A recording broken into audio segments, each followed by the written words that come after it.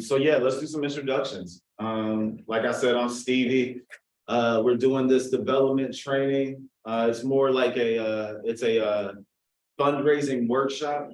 It's going to be a series of workshops because you can't really talk too much about fundraising in one session or even just one day. It's like a super complex, ever evolving, nuanced, evergreen world. I have been raising all the money for Chicago Votes for some time. Kia is the development manager. She helps raise some of the money at Chicago Votes as well. Rudy Garrett, who's downstairs, letting people in. She's a co-executive director with me. She also supports with fundraising. And everybody just kind of plays a bunch of different roles. And I just go out and like hustle and like meet people, talk to people, pitch ideas to people. Right, like I kind of help, like me and Kia draft like one pagers to respond to people like after we meet them and talk about money. But we'll get into all of that throughout the training. There's a lot of people here. We have until 4 p.m. and I talk a lot. I'm sorry. I get into the stream of consciousness and it doesn't stop. So we're gonna try to like be very direct and concise with all the stuff that we're doing. We're gonna do some workshops. Does everybody have a computer? Or if you don't have a computer, do you have like a pen and pad and some note paper? Yeah. Everybody's good? All right, everybody's good. So let's see. Let's do a round of introductions. You can give me your name, how you heard about this, or what you're wanting to gain from this today, and like who you're with. Who you with? Okay, so my name is Pendo. Hey guys. Kind of not point out about Chicago. I was at a movie showing for Punch Nine for her launching, and I met you, Kiera, and Rudy. Hey. And that's who I'm here, and I'm a policy fellow. So Nice. That movie was so good. Right? If y'all haven't seen Punch Nine, you should try to see Punch Nine. They don't have it on any streaming platforms, unfortunately. We've been trying to work with them to do a showing of it. Y'all will love it. Hey everybody, my name is Peru. Some people call me Parrish. Pronouns he him his, director of partnerships with looking out at LNC. Been a part of organizing since I was 12, but I met Chicago Votes in 2016 with the Troy and other folks in the world. And then I worked on the Brandon Johnson campaign.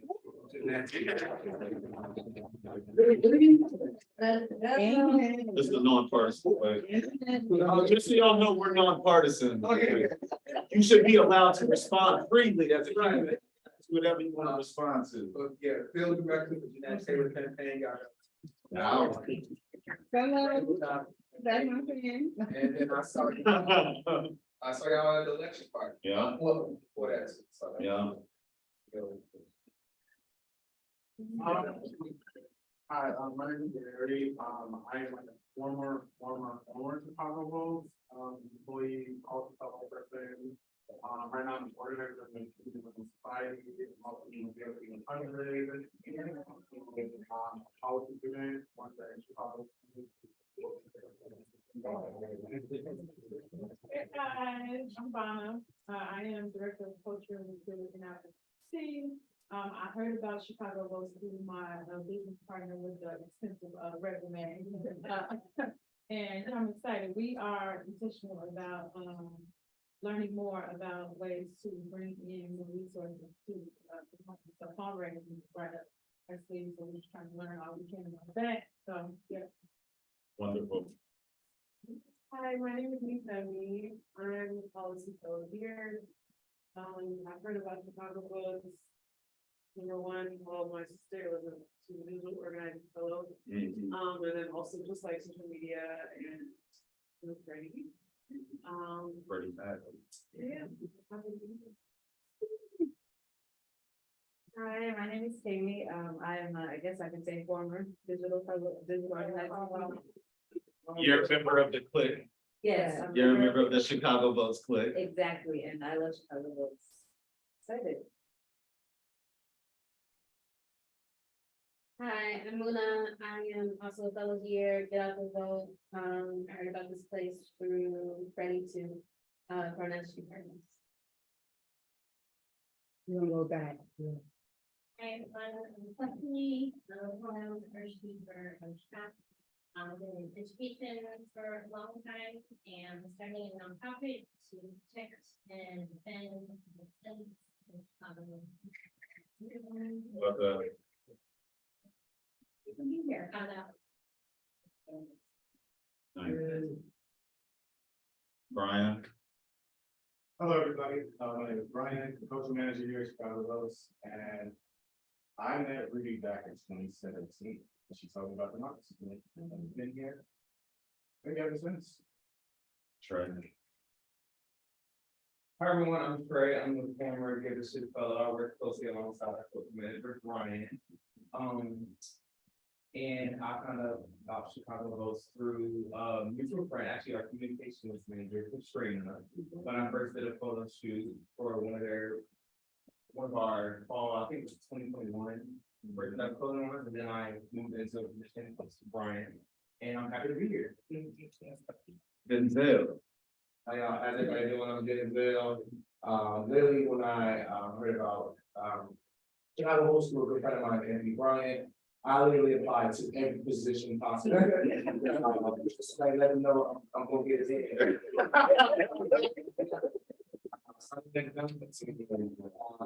I hope it's gonna do things. Also, we're going to do youth leaders of John W. Luck Youth Initiative, which is created by my auntie, and it serves underprivileged youth from 18 to 21, and it creates a lasting impact. They have a scholarship every so that's Alex. So, it's Alex, you heard from Alan, I know I'm the director of both. And here's in 2018, since the fall, really. Anybody else? You know, Freddie, policy manager at Chicago Boats. Cool, kind of cool because I was in a campaign with actually Paru and, the campaign was gonna be over soon and I think Rudy came to help knock doors and she was like, also like, you should apply.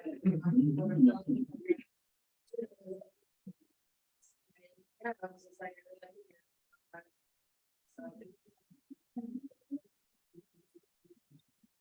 Hey y'all, I'm here. I think I'm the only one that got here off like the internet. So, no, but for real. So in 2015, I graduated from Macomb and I literally was Googling shit and I was like, I don't know. And so the first time I was introduced to Chicago Boats, we were actually in, I think we were on like the north side maybe in like this theater and they were giving out like these 3 levels of package. So I was volunteering to go vote in jail. And so that's how I got connected and I just was a volunteer. And then along the course of like, it was like some work stuff, I ended up working with Chicago Boats, not in like the capacity of like an employee of Chicago Boats, but like I gave them money with my other job. So it was just like randomly, like Chicago Boats just kept popping up in life. And then I applied for one of the positions. What was my original title? Executive fellow, Yes, I was the executive fellow. And I've been here. and I like, was just like, not going nowhere. Yeah. Yes, that's me. What were the other topics that you were saying? Did I say my name? Uh-huh. No, Okay. did you? Oh, I'm here.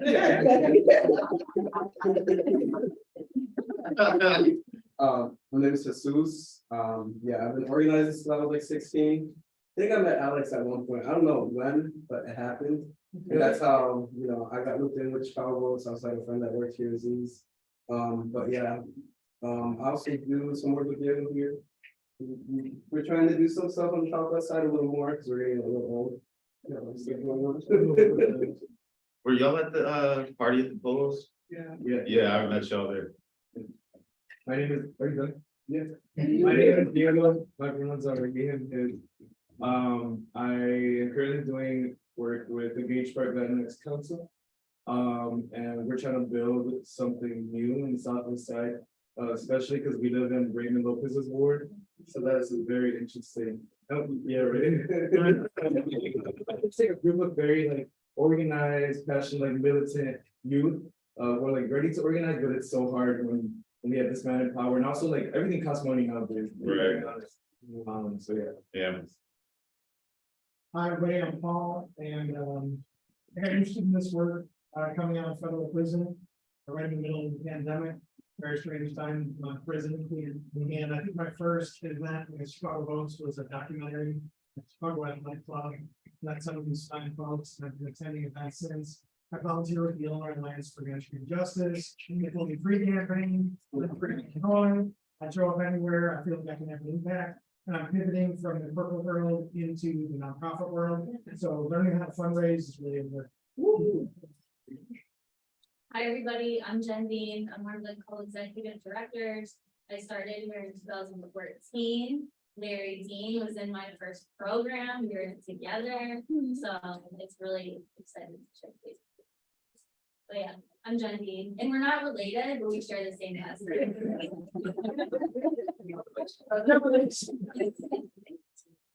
Yeah, I'm Kia. Y'all kind of look alike. I'm No, here, I'm the development manager, she, her, and I started with Alex and Rudy. Alex brought Rudy to campus. I was a year under her in DePaul, and we had a like nonpartisan board on campus. And she brought Rudy to campus, and she was just really cool, and she was just like, this is board for young people, and it's all about information and empowering voices. And we would do great, like, participant goals on campus. I became a volunteer and did democracy support in 2020 with Freddie, and have been on the team since.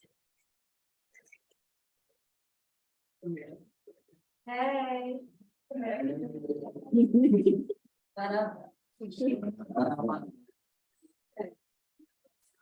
So my name is Camille. I was introduced to Chicago Votes in 2016, and I was organizing with UIP 100. I am currently the Get Out the Vote manager at Chicago Votes. I'm also the coolest person on staff.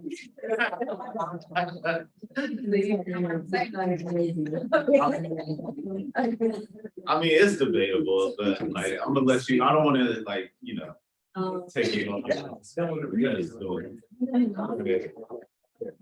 Good one, Denzel.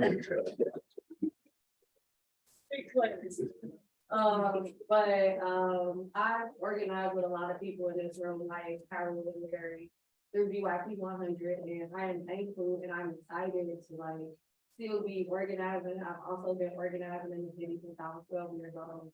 And like being from Chicago, coming up on the south side, just like being in this work is so impactful. And I think like this fundraising is very critical. Cause like when you branch outside of organizations like this, you still should have the fundamental skills of knowing how to raise money for your community. And that should be a skill that you should also be able to teach to other people within your community.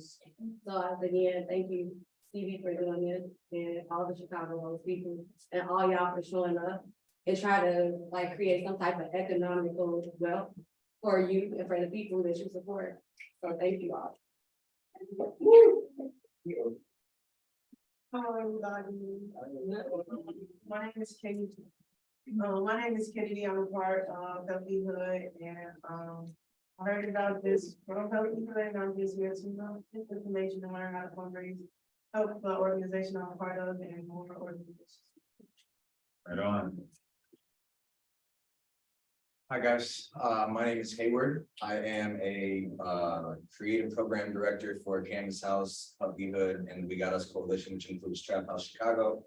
I recently got engaged with Chicago Votes through this past election, just through Healthy Hood in general. And I'm just looking forward to growing that relationship and growing all of our skills together. Right on.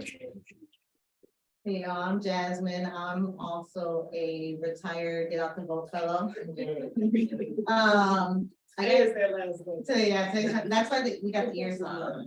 Yeah. So I got connected with Chicago Votes from the internet, kind of. I was working in the school, and I had a friend there that's like found out about the work that I wanted to do and the work I was getting into, and she's like, you should connect with Chicago Votes. And I was like, I heard of them before. And then I Googled you guys, and like, they seem. And then I was talking the internet for a position, and it happened, so divine order. Love it. Yeah. She, her, hers. Pronoun. All right. My bad. No. You can do it. Yeah, it's open on mine. No one said anything. Yes, Kiara's gonna handle it. Hmm. You got it. You just need to let her do her thing. Cool. Cool. All right, so how many participants do we have on Zoom? We have 10. All right, 10 people on Zoom. All right, if you wanna, let's see what's the best way to let them.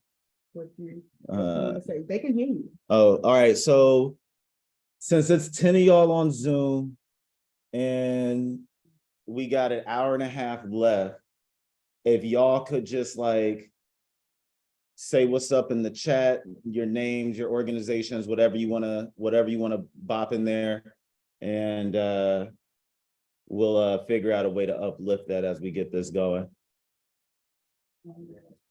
All right, cool. You want me to go back to the mission? Yeah, let's start from the top.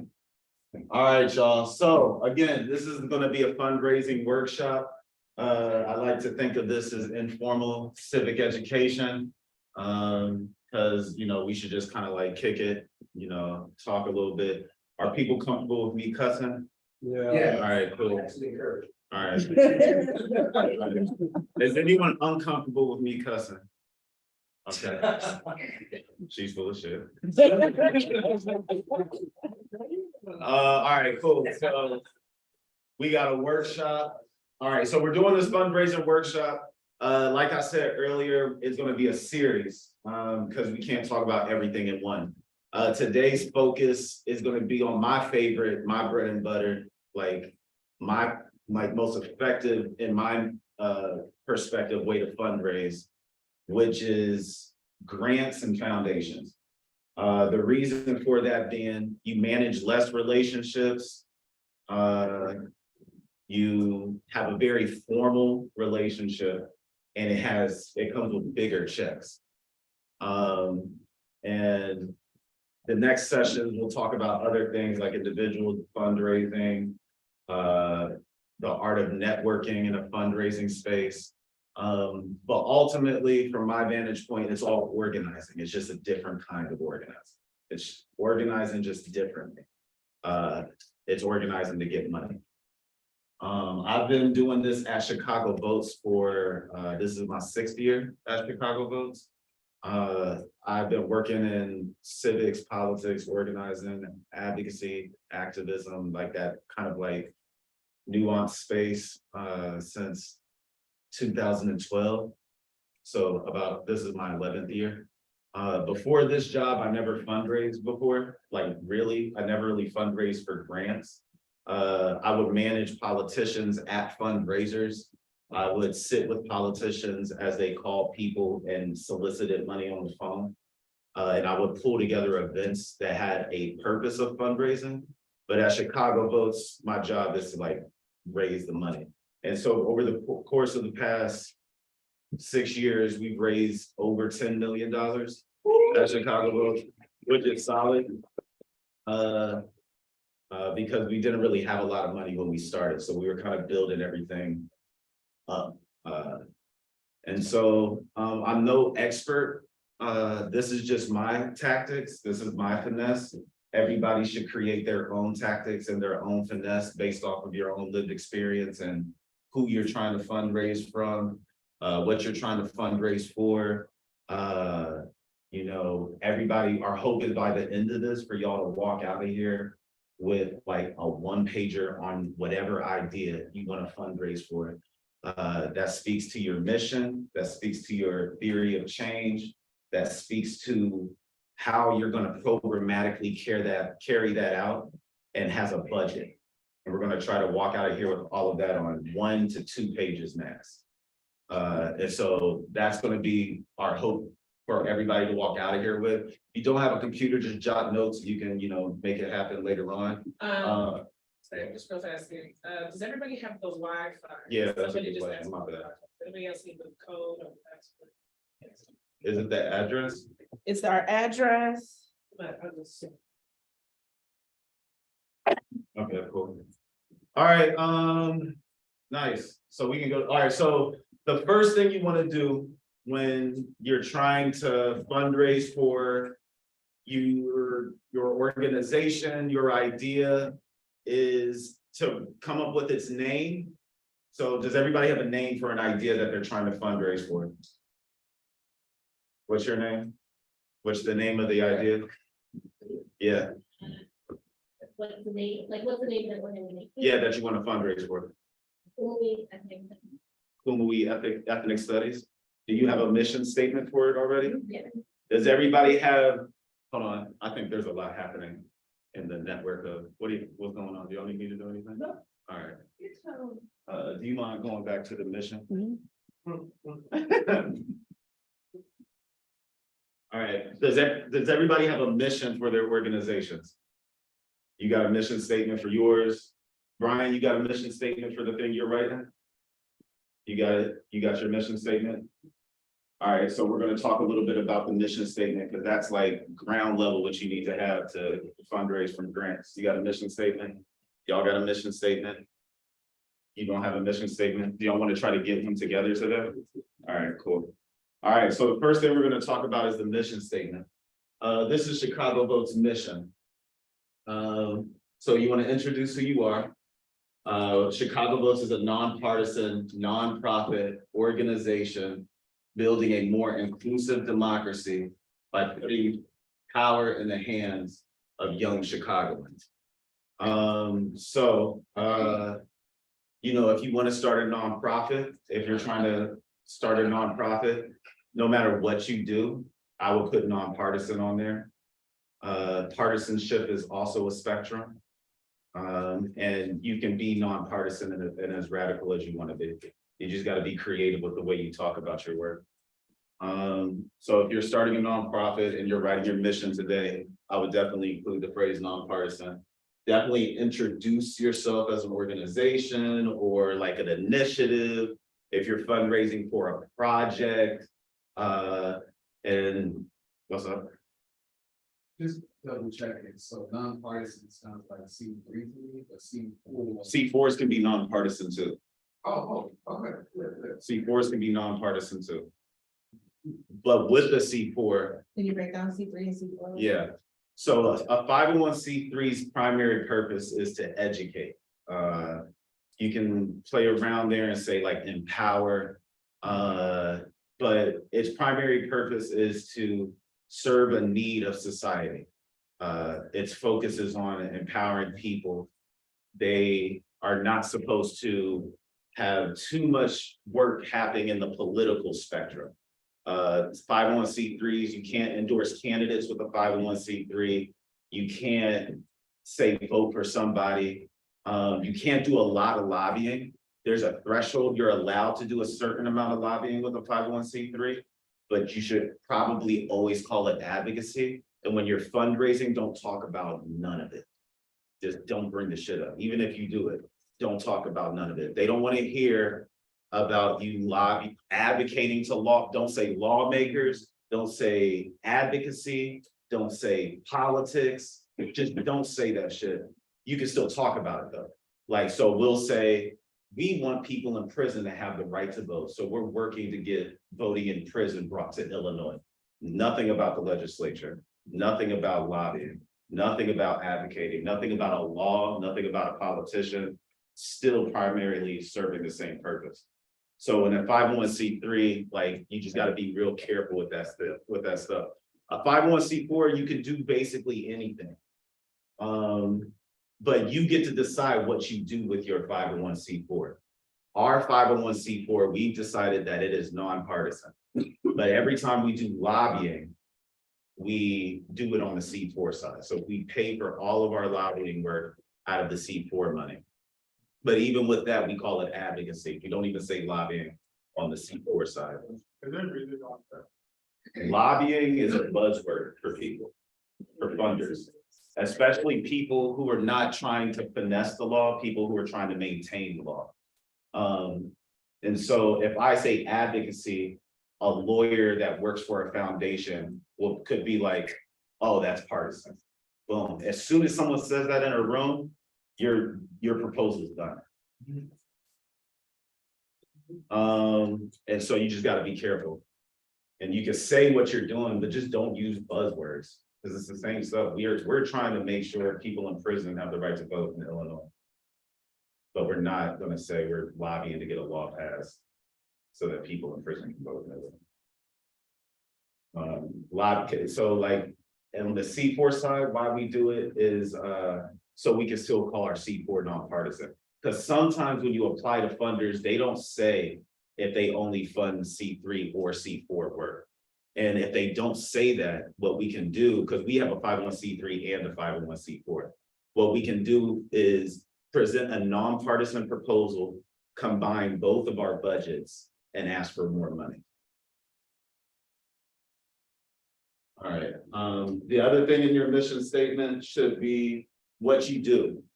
So who you are, what you do. We engage and develop a new generation of leaders by opening up the doors of government and politics. This has been flagged for us before, by the way, because we have the word politics in our mission. A lot of people won't work with us.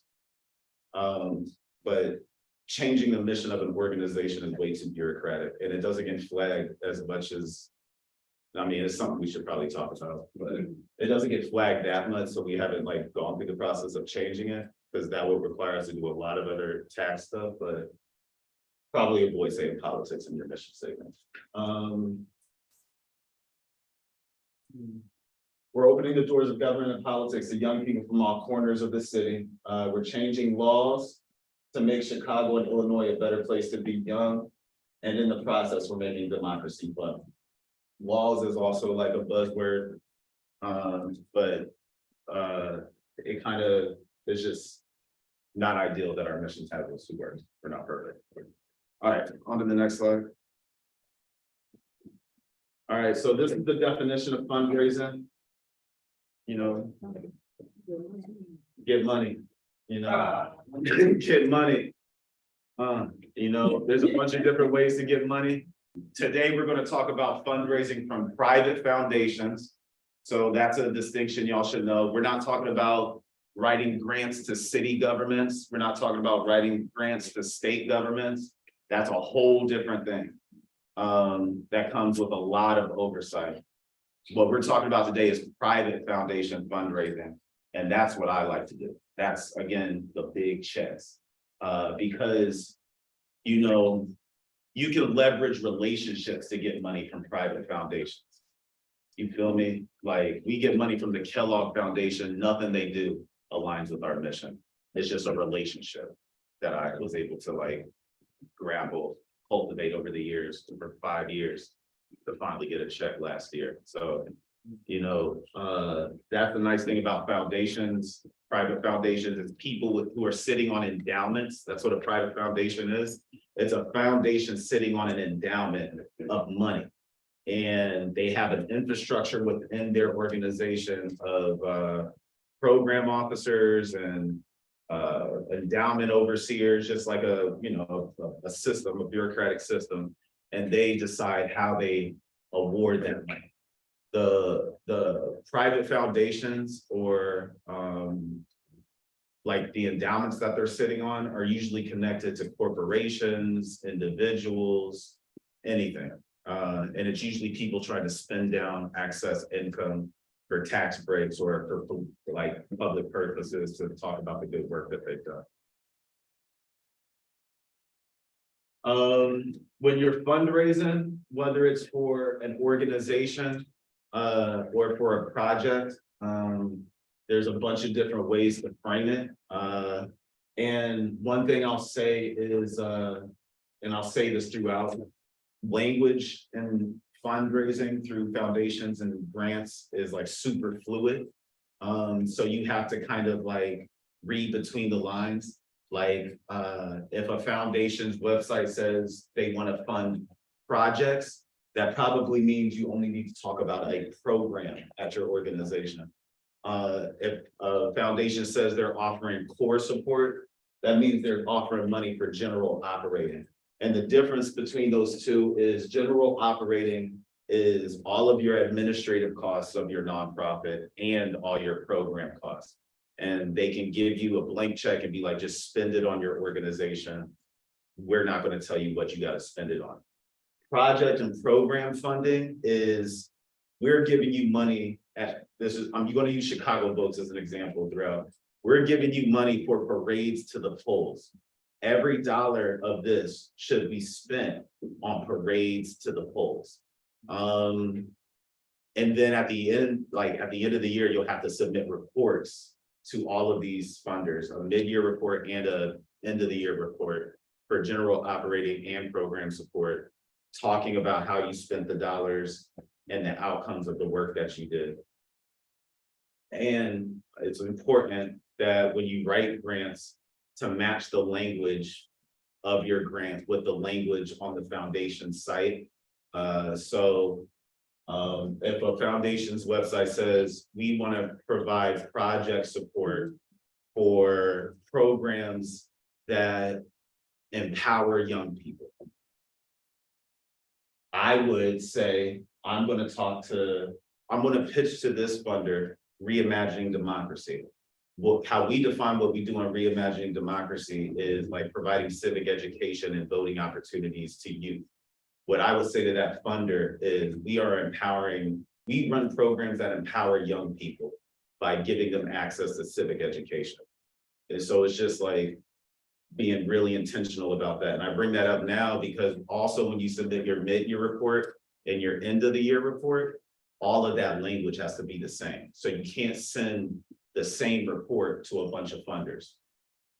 Don't do that. That's messy. And so the purpose of fundraising is to fund your organization, fund your projects. And most importantly, a lot of people, when they ask for money, they only ask for the bare minimum of what they need to run their project. When you're raising money, especially when you're raising general operating support, raise it based off of how much you want to end the year with in your bank account. That's what you should be fundraising for. That's what your budget should include.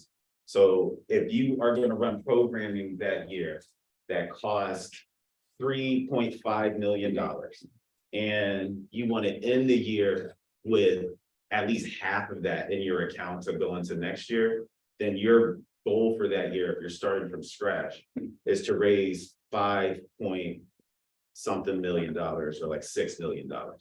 So that if you spend all of your project funding, you're still starting the beginning of your year with like half of your year already in the bank account. And that's where this comes into play. Fundraising is a very important part of providing financial stability for your organization. Because the easiest way for an organization not to function anymore is to run out of money. The best way for an organization to stick around is to have money. Sorry, it's capitalism. All right, so at Chicago Votes, we split our fundraising buckets into grants and foundations. That's what we're going to talk about today. We also raise money through from businesses. We also raise money from labor unions. It's another reason we have a C4 is because labor unions, this is something everybody should just know as information. Of the top 10 political donors in the United States of America, 9 of the entities donate to right-leaning ideology. The only major fundraising political entity in the United States that contributes to left-leaning political ideology is labor unions. And so having a C4 as a Black person, as a brown person, as a gay person, as a woman who's trying to do work for those communities will allow for you to fundraise from labor unions. Republicans aren't going to donate to that traditionally. You got a question? Yeah. I'm just struggling with the last part, so you're gonna fundraise. For the C4. Can you give an example how you fundraise for labor unions or? Yeah. Yeah. Yeah, so, all right, Brandon Johnson's campaign, we got money from SEIU, hope that doesn't rub anybody the wrong way. We got money from SEIU because SEIU knows, obviously, they wanted Brandon Johnson to win, and SEIU knows that if young people turn out and vote, they're gonna vote for Brandon Johnson. They know that Chicago Votes turns young people out to vote. I sent them our target wards. They were like, there's nothing but Black and brown young people who live in these targeted wards. Chicago Votes can present, do we have a voter guide? I can get one. Chicago Votes can present nonpartisan information to young people in these wards that will help them turn out to vote, and we're gonna bet they're gonna vote for Brandon Johnson. And because we're on our C4, we can call it nonpartisan and get like pretty damn political with it. Just not telling people who to vote for. As soon as somebody grabs the voter guide, I'll show y'all examples. You can take some and pass them around if you have. So they're political, right? They have political goals. We can't have them give money to our C3. Because at the end of the year, the IRS is gonna look at that and be like, why is a political institution donating to nonpartisan and 501c3 work? And we can like fail our audit, our organization can get shut down. It's hell. But we can send voter guides to Black and brown communities and put 12 on Paul Vallis's jersey. And niggas know who to vote for. You know, and if they really want to dig deep, we got all the information for them on the inside. But the communities we're targeting, all they gotta do is see that. And they know what's up. You know? And it's political season, so like content's floating around who these people are. And you know, and people also need this information, you know, people need to know how to go vote. And we break down for them like how you're gonna go vote. You know, we break down to them who we are, so they know that we're not working on behalf of a campaign, because a lot of people don't look at that anyway. But this isn't a voter guide training. But this is the kind of thing that labor unions will donate to, and we run our entire voter guide program out of our C4, and it's still nonpartisan, which means that we can also get C3 for it. Steve, Yeah, you said earlier that 9 out of 10 of these funders are right here. yeah, Can you also get funds out of them? I can, With we a can, partisan approach? absolutely. But they're gonna read our shit and be like, hell no. Hell no, this ain't nonpartisan. So why? Which happens to us sometimes, like the Chicago Bulls wanted to partner with us. They looked at our Twitter and they were like, no, bro. So why is like SEIU, why is it so important for them to see that nonpartisan? Oh, it's not, Regulatory? it's not, Okay. but I'm not painting us into a corner. I'm not writing to anybody that we're trying to get any candidate elected. I would never put that in writing. But I know people at SEIU, so I can hit up my friend. Private conversation. Yeah, I can hit up my friend and be like, do y'all have money for our voter guides?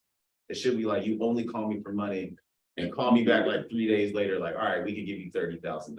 I'm like that. Relationship. I'm gonna take you out to eat. And she's like, you better, and you gotta bring my son with you. And you gotta bring my husband. No, hell no, she's already picking out restaurants. And so, but also having that nonpartisan thing allows for us to pay for our entire C4 out of our, our entire voter guide out of our C4 account and ask C3 donors to contribute to our voter guide. Because it's still a nonpartisan voter guide. And we can bring that money into our C3 side and promote the voter guide digitally. We can pay for like voter guide ads if we want to with that money. It's just like you get creative, you know.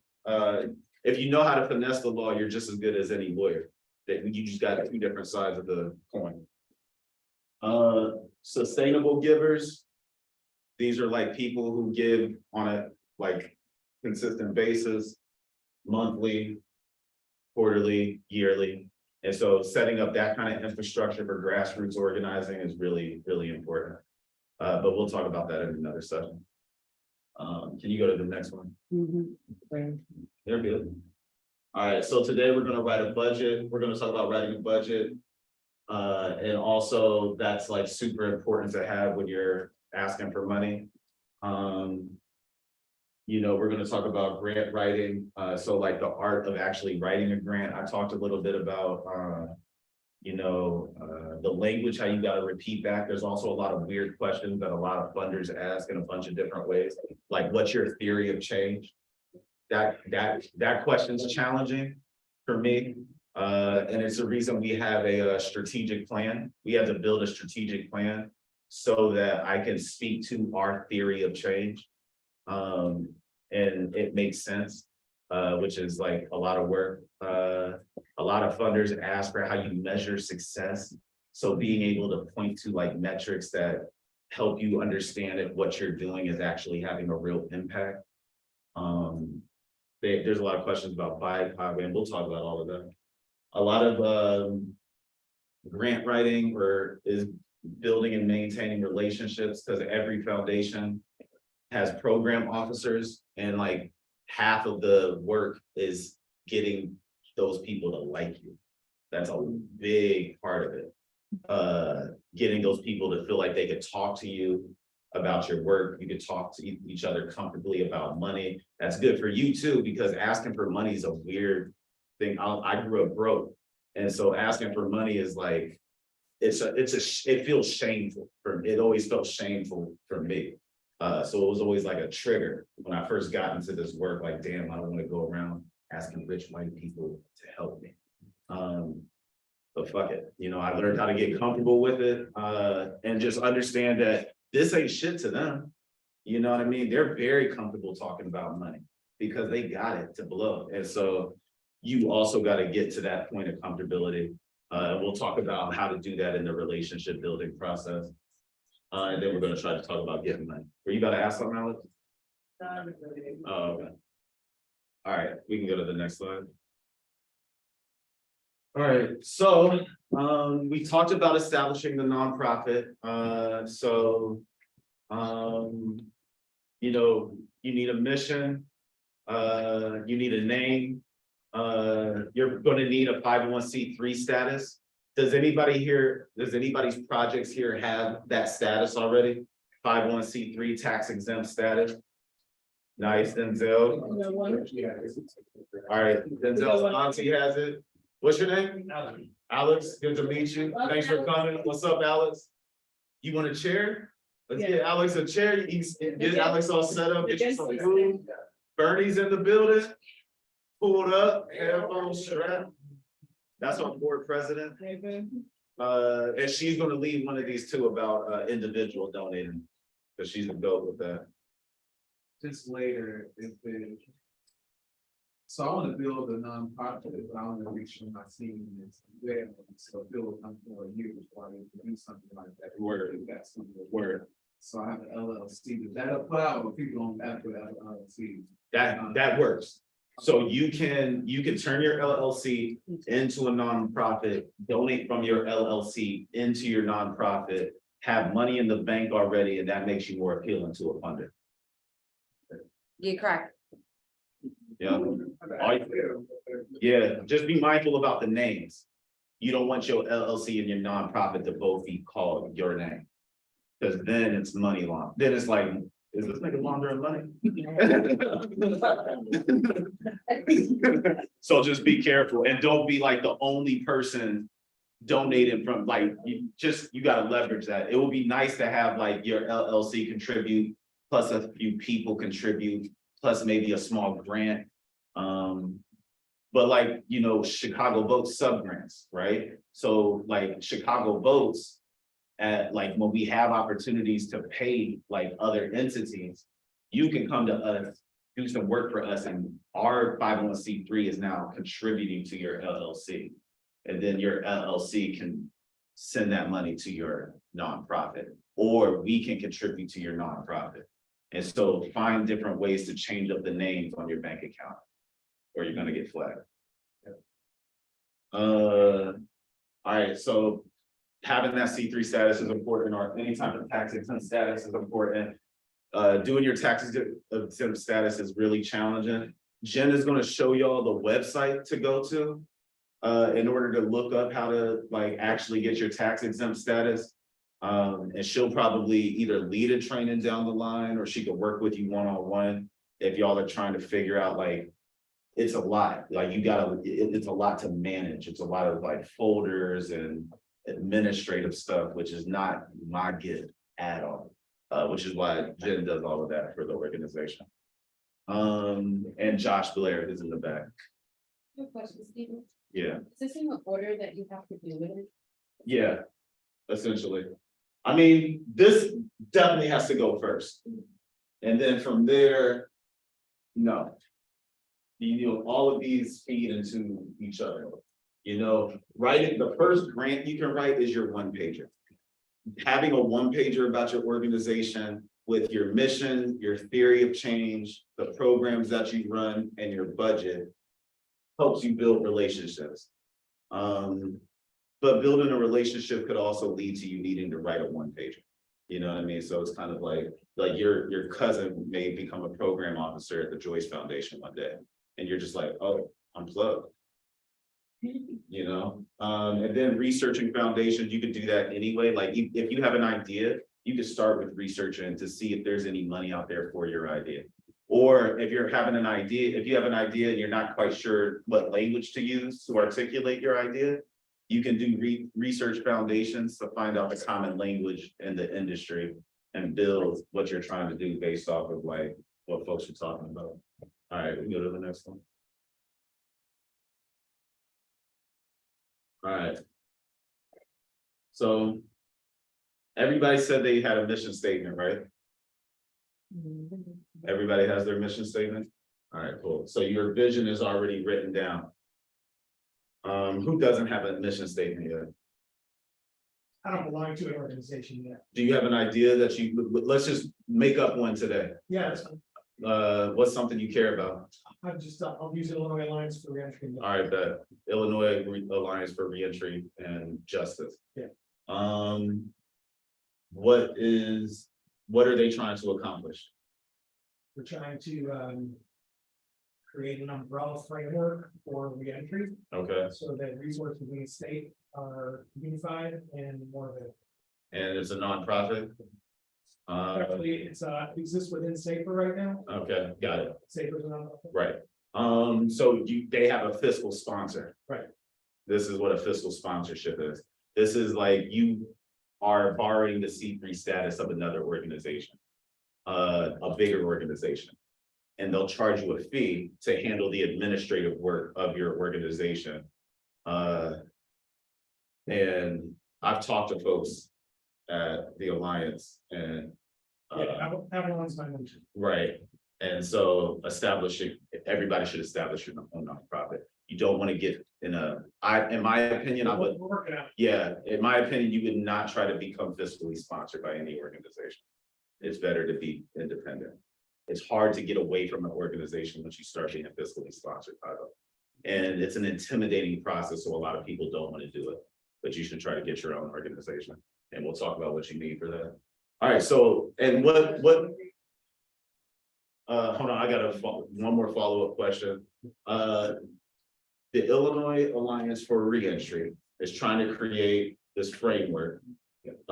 In order to reduce the number of people going to prison and improve recidivism rates. so every mission statement should have like those 3 points. Metrics, right? Metrics, and it's a fiscally sponsored. So Illinois Alliance for Reentry and Justice is fiscally sponsored by, is a fiscally sponsored project of the SAFER Foundation. And then we create this framework in order to reduce the number of people in prison. That is what the organization does. That's a vision connected to a mission. Does anybody, Brian, you had a question? Yeah, I was thinking something like the Alliance for Youth Action. Right. Their relationships with other organizations in this type of work. Is that like a? It's so, yeah, some of it is, not us though. Yeah, some of it is not us though. They'll start you as a fiscally sponsored organization.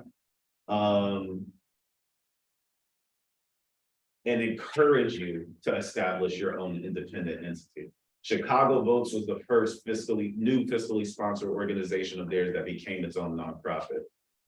That's what like all the founders that we talk about, they're the ones who did that. So when we came in, we were solid. So I'll always be grateful to them for that, because I frankly don't know if I would have ever done it. Because other organizations that have been around for like 12 years are still fiscally sponsored by the Alliance. And at the end of the year, they gotta write them like $300,000 to $500,000 check. You should maybe explain what those is.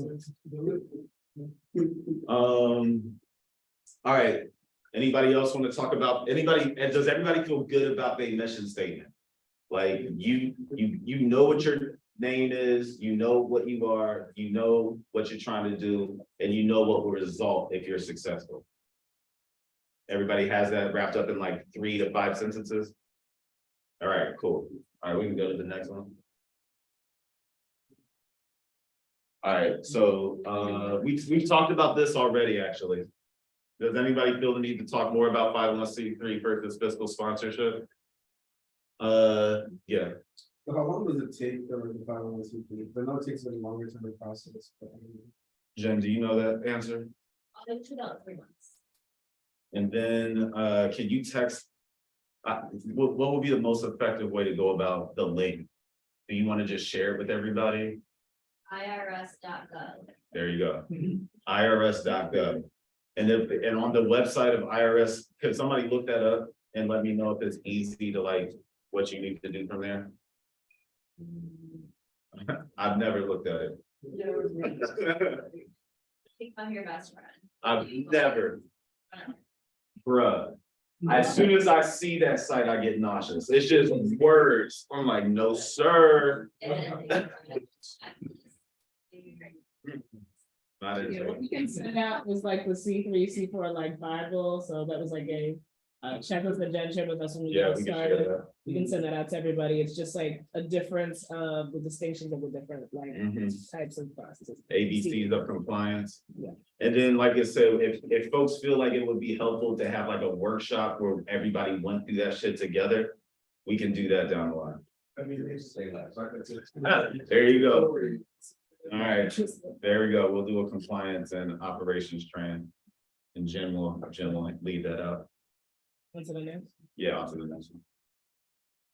All right, so now we're about to start doing some work. For those of you with a computer, who has a grant tracker yet? Boom. You want to tell folks what a grant tracker is? Well, I mean, at least my version of it, what I do for it is just like, basically set up like a Google spreadsheet, personally, and just like this, what the foundation is, like the status of my application, and it's all like inner little click down screens and, what I have to do. Perfect. Do you mind, Kia, do you mind pulling up our grant tracker real quick? Is that your computer, right? Yeah. Yeah, if you could just pull up the grant tracker and we can share it with folks. So the other thing, all right, so for a grant tracker, basically you're gonna want to create a spreadsheet. And in that spreadsheet, you're gonna want to have a column that says name of foundation.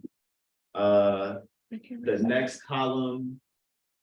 This is the grant tracker. There's gonna be columns after that. And every column is gonna say something like, the amount this foundation typically grants, the mission of the foundation, so you have a sense of like what kind of stuff it is that they fund.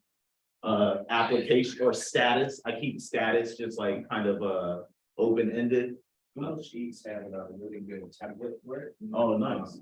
That's just called assignment tracker, so you can kind of edit from there if you're looking for something like that. We gotta find Good for Kiara us and to talk know. to her about that. Take Google Sheets? Yeah, Google Sheets, you said it's called Yeah, assignment the templates on there, it's assignment tracking. I definitely forgot I had this crown until I saw my shadow. All right, this is our grant tracker. This page is current grants. These are all the people we get money from. Getting money. Every time we get a check, we listen to a song from our money making playlist. It's very therapeutic. A lot of Rihanna, little Boosie's on there. We do a little dance, it's a whole thing. We can, oh, yeah. We got some money today, so we're gonna do the money dance. Into it. Do you want me to go through the tabs? Yeah, all right, so we have a page with current grants. We have a page with pending applications. We gotta get that up. These are Yeah. people we've submitted. Actually, that's not accurate. So I'm sorry, I'm not gonna do work right now. My bad. We gotta update this. We got more grants that we applied to. I get anxious, like, why we only applied to one? It's unhealthy capitalism. These are projected, these are grants we're researching. So that list goes on and on and on. We've been building this for years. I guess just on and on. And these are all the people who've given us money in the past. And this is people who have told us no. These are the people who have told us not yet. And you track those people too? How often do you circle back around? If we had more capacity, we would circle around with all of these people consistently, but we don't do that often. If I remember when I get a rejected grant, I'll follow up and ask why, but sometimes I just see that no and keep it moving. That's not a good practice, though. That's an area of growth for me. That's an opportunity. I need to get better at that. But yeah, so when people reject you, you should ask them why. Cause like one time, I just knew we were gonna get this grant from the Telegen people. Last year, I was like, oh, that's 150K in the bag. And I was like planning on that all year. We applied, I talked to the program officer like twice, he was fucking with us. They went in the board meeting and he was like, your grant got rejected, and they gave me 2 bullet points as to why. Funder has never done this. A question was asked in the boardroom, are we ready to attach ourselves to an organization with a program called Give a Shit? And I was like, L. And then they asked, then they were like, advocacy. They were like, it says advocacy, but it seems like lobbying. Those are the only two statements about our grant. Everybody else was inspired by it. They were like, it seems like what they're trying to do makes sense. But are we ready to attach ourselves to a group with the name Give a Shit? So 150K. Where one is when we applied for a couple. But fuck it, we're still gonna call ourselves Give a Shit. Until a new ED comes, it's like, that's irresponsible. What was that? I said, back to it or? All right, yeah, we can get back to the presentation. All right, so. This, now it showed this time. All right, so researching foundations is a big part of it. It helps when you're researching foundations to have a grant tracker prepared, so you aren't just keeping all this stuff in your head. So have the name, oh damn, we didn't even go through the columns. The name, I mean, y'all got it though. Yeah, like the name, what they give money for, like how much money they typically give,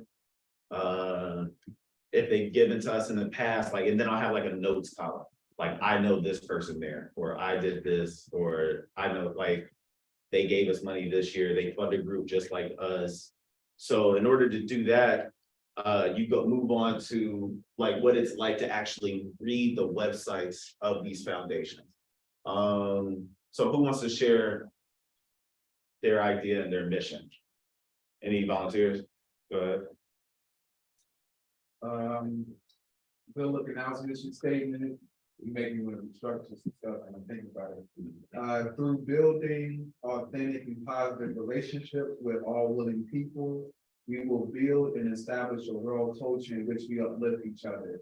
We seek to create space, programs, training, practices, safety, policy change, movements, and world change by investing in youth, adult, and seniors well-being and leadership. We do this work and build this culture for ourselves and future generations. Boom. Boom. And what will be the result of all of that? You may have said it in there, but I lost it. It'll pretty much be living in a world where folks inspire each other instead of seeing people down. So I love that. culture and relationships to inspire. I love that. Each other. When you inspire somebody else, You're inspiring yourself. Boom, boom, I love that. I love that. All right.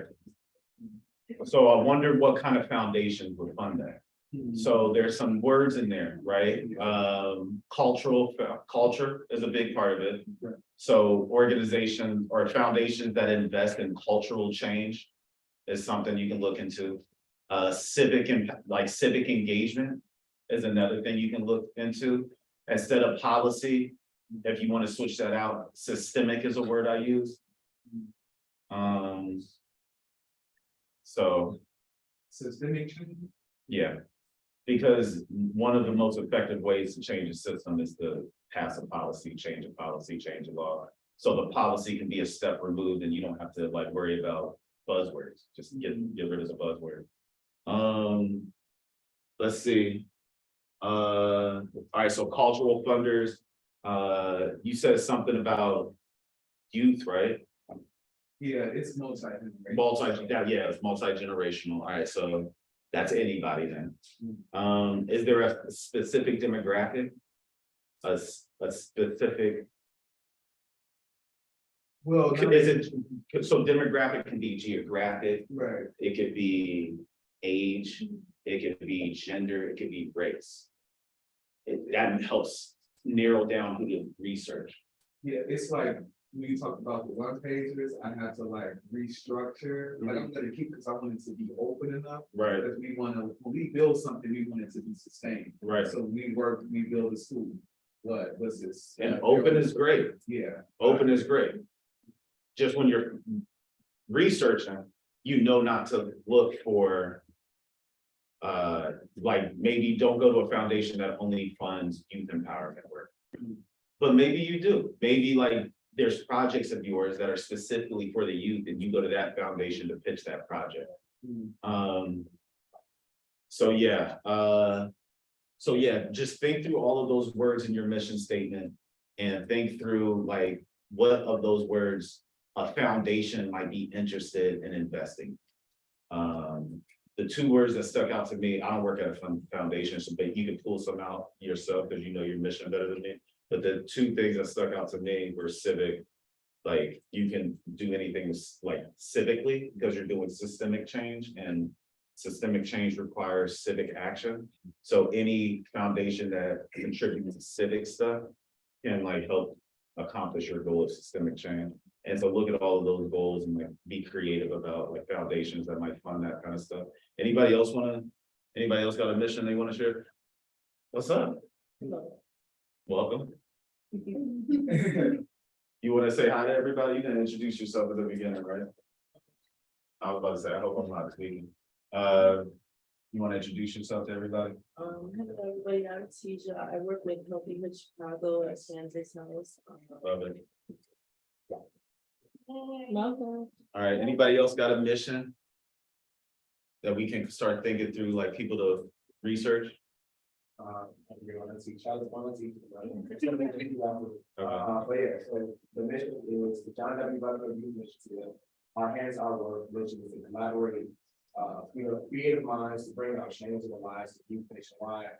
With the goal of helping develop oneself, creating and experiencing the work of our the human hands, and to rejoice in the beauty and benefits of one's work. There's nothing in the life that is done without someone's hands. John W. Butler Youth Initiative is built on hard work and dedication. We're interested on music, culinary, and horticulture. That shit is hot, boy. That was a bar. I'm inspired. That's super creative. People would fuck with that heavy. So yeah, think about those buzzwords. Oh, and you got the hoodie on. I see all the hands. And I was like, damn, you got a lot of hands on this check. All right, cool. Civic, again, I think like civic kind of captures everything. Anybody else got some ideas of like what you heard that he could think through? Like researching this is to look up a foundation that contributes. I think it's targeting 8 to 21-year-old. Their target demographic. Folks that fund vocational work, it sounds like you have culinary, horticulture, so folks who are interested in those like real hard skills. I love that. What time is it? It's 3:15. All right. Cool. All right. The next, all right, so why don't we take some time, why don't we take maybe like 2 to 3 minutes and folks try to find like one foundation that you think could donate to your nonprofit. And for folks who don't have, yeah, you can use your phone if you don't have a computer. So just try to find one foundation that can contribute to what your work is doing. And if you need help thinking through what to look up, just let me know, or Kia know, and Just raise your hand. raise your hand, yeah.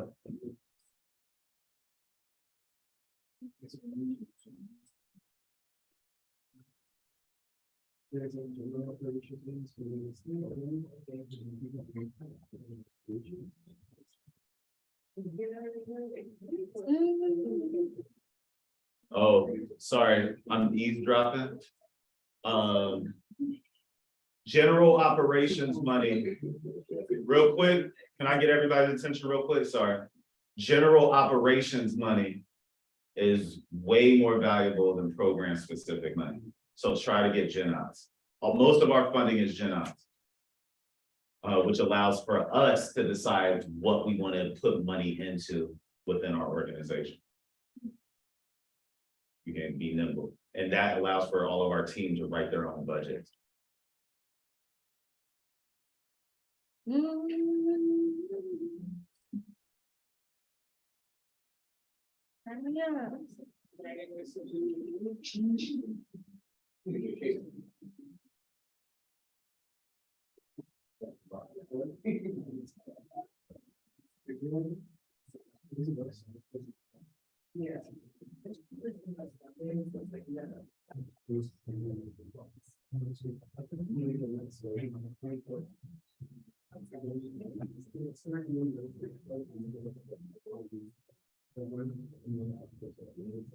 Is there any portals or anything that you like grants?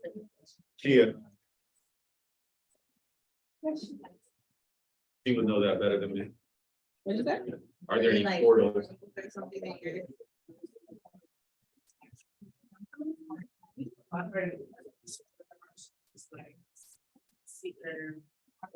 There are portals, so Kia's answering a question about portals that exist. Real quick, if I could get everybody's attention. Kia answered a question about portals that exist, so you're not just doing Google searches. And that might be helpful too. Yeah, she was asking like what sort of places to start, right? And there are platforms where multiple grants are posted. Sometimes they are exclusive to those platforms, so they wouldn't show up in other searches. Just Fund is one that we have a profile on, Grant Seeker. GuideStar. GuideStar is a very good resource. So GuideStar is like GuideStar, one word, it's like a yellow logo. Definitely make a profile on there. All nonpartisan or all nonprofits and like funding organizations have to put their have like a profile on there, and they post like 990s. So you find out like how much money these funds give away every year, who it goes to. You understand how to like sort of go about making your own asks as well, because you see like what they really have and how much they give. The other thing that's nice about those portals is that it helps you identify the words that they use, the categories of funding, because they have it categorized on those portals. Sometimes. GuideStar. Just-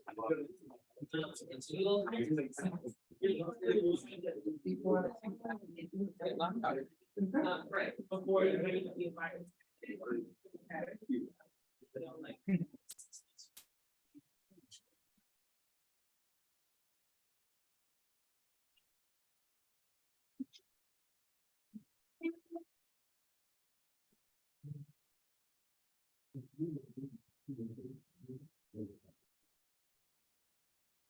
Who all here has a hard stop at 4? Are most people staying for a happy hour? We're having a happy hour after this. Yeah, we're having a happy hour after this. We're having a graduation for all of our fellows. So like 6, I think? Yeah.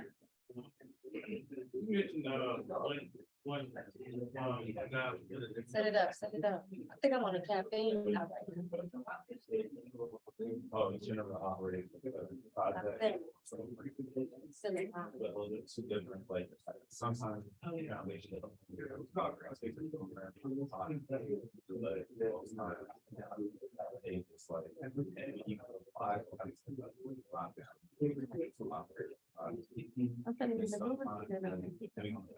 like. I'm sad. I don't get to do it. I just tried, I'm like, I drank too much. On accident.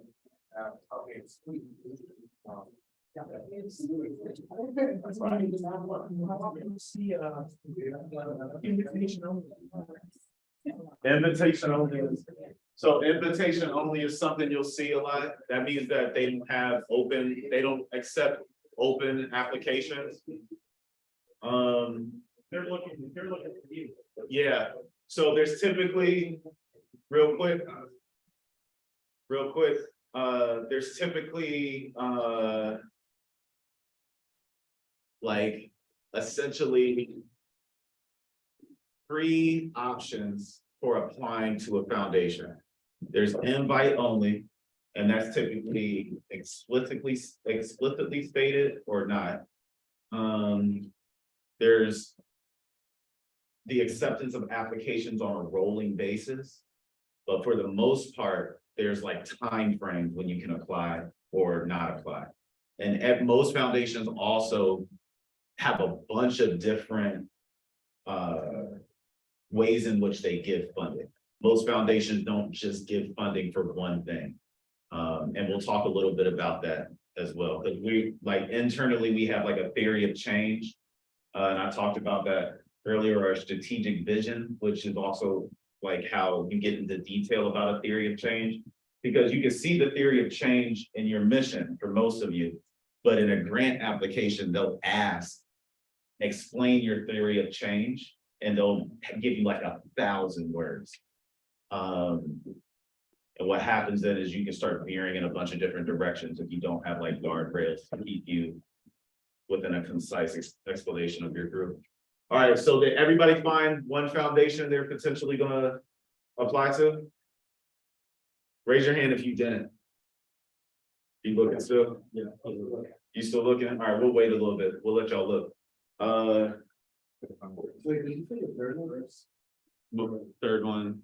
They said 3 ways to apply. Oh, rolling basis. Invite only. Time frame. So sometimes a grant will have like, we're accepting applications for our social justice work between this time and this time. We also accept rolling applications for special consideration. Yeah. But also note with the ones that have time frames, it usually is seasonal or Mhm. follows either the like regular calendar or the fiscal calendar, which is June to July. So you'll notice there are fundraising seasons when applications typically open and close. So when you become familiar with those, that's how you can start planning your long-term fundraising. June. June is a month to fundraise, June and July. That's a good month to fundraise. I typically leave town during those times so I can be by myself and like research more. Because everybody's fiscal year starts. And so everybody's got all of their money. That's another thing, like they'll have like a finite number of dollars that they gotta spend down for the end of the year. And at the beginning of the year, it starts at the beginning. And that's when I'm asking people for crazy money. They're like, no, bro. We can give you $10,000, not 500. Like, what do you want?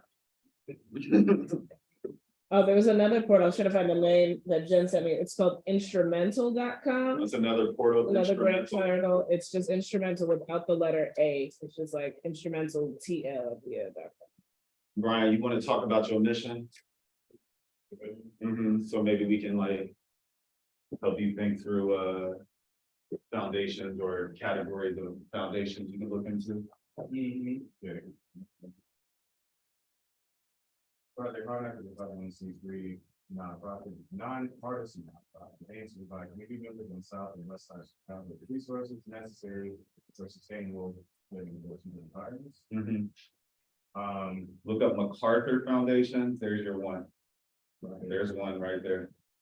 And they write big checks.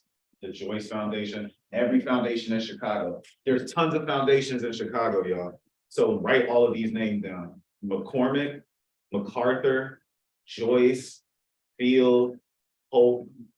Woods, Black Philanthropy, the Chicago Community Trust, Crossroads. Yeah. And the thing about foundations in Chicago is people with money outside of Chicago come to Chicago and take all the money from these foundations.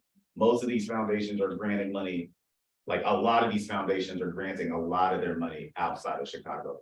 And all of them would rather get the money here, but they're not getting compelling applications. There's like a finite number of groups that all of them look to give money to. We know them, we're one of them. There's one. That's how you said Crossroads, Black Philanthropy. Crossroads, Black Philanthropy. Does anybody else need me to run through that list one more? Woods, MacArthur. All right, so I'm gonna say it slow. This will be the official list. Maybe you can write this down real quick, so we can just send it out to everybody afterward. MacArthur, Ready? McCormick, are you ready, Kia? Yeah, I'm already ready. Field, Joyce, Chicago Community Trust, Woods, Chicago Women's Foundation. Do they get money? All right, Chicago Women's Foundation, they want to give money to me. They're the homies though. Excuse me? I know, we need to send Rudy and Jen over there to talk to them. I was just on a fan TV with them yesterday. Yeah. They love us. I didn't know they gave money.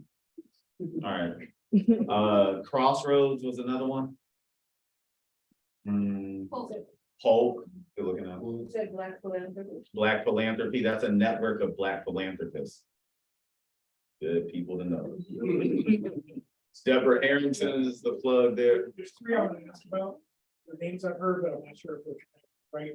In here or not. Yeah. Ford Foundation, Ford Foundation in New York, but they give money for everything. what about? You just gotta know somebody there. Emerson Collective, Emerson Collective, so these are national foundations. Emerson They're- Collective, Emerson's located here, right? are they? Yeah, Arnie Duncan's. Oh, that is Arnie Duncan. Yeah, I had a 2-hour meeting with these white bros from there in New York City. And they were just like, we love your work. I sent them all these one-pagers, never hit me back up.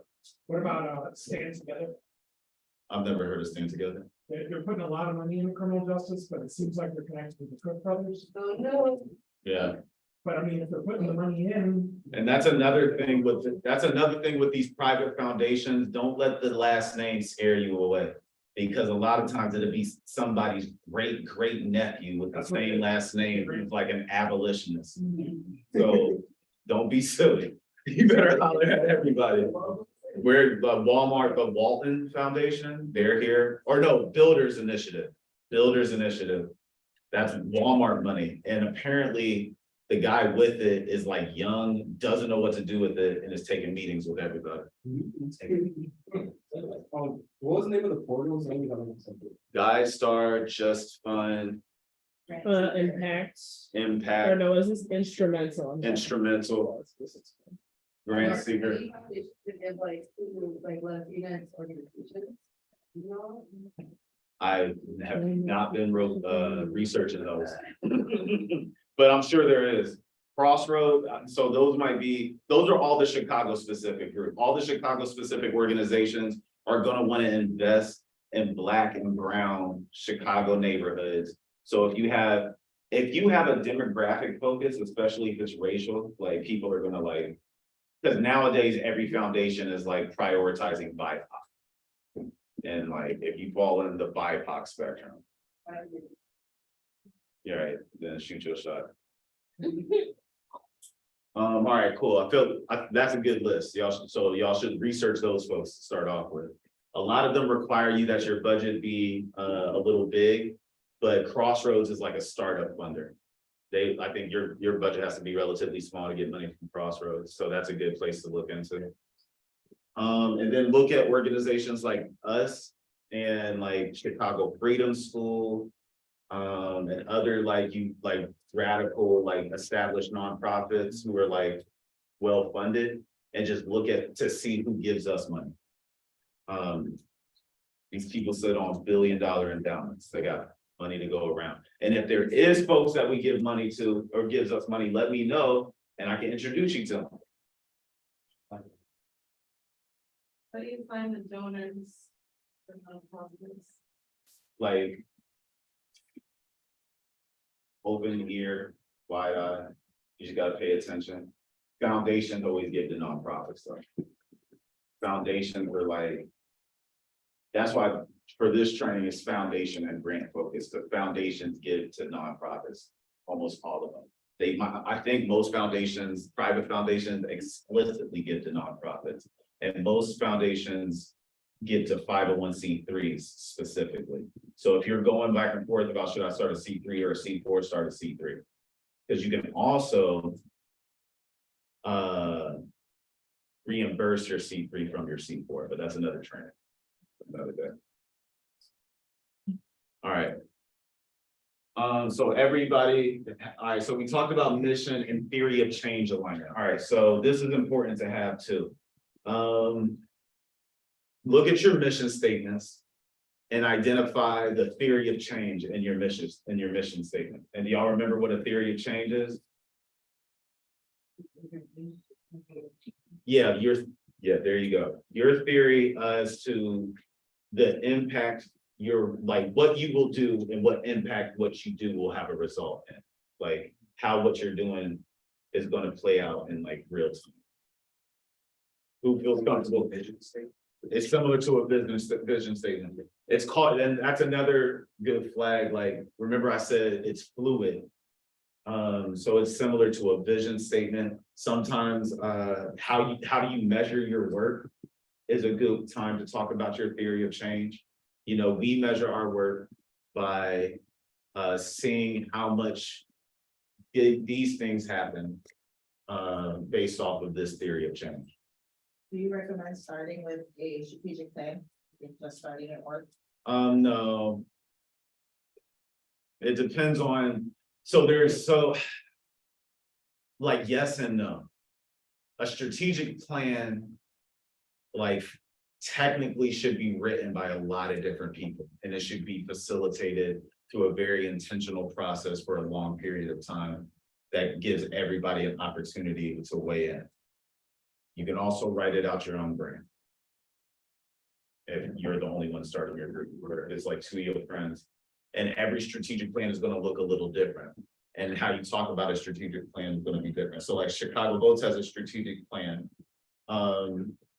We feel like our strategic plan is very complicated, but the core of it is we feel like we can advance our mission of creating a better place to be young in Chicago by developing new leaders, by creating a new norm of youth participation and democracy, and by reforming institutions.